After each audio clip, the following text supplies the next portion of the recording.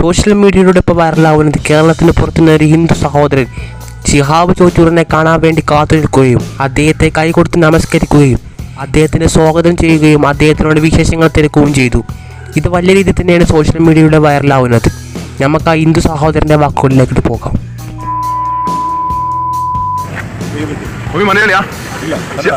ഷിയാബിനെ കാണാൻ വെയിറ്റ് ചെയ്തോ?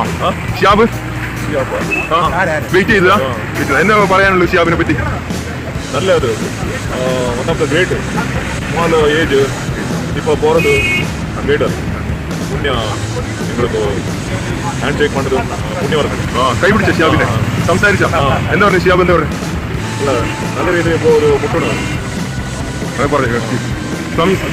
സംസാരിച്ച ಕನ್ನಡದಲ್ಲಿ പറഞ്ഞു. ಕನ್ನಡದಲ್ಲಿ പറഞ്ഞു.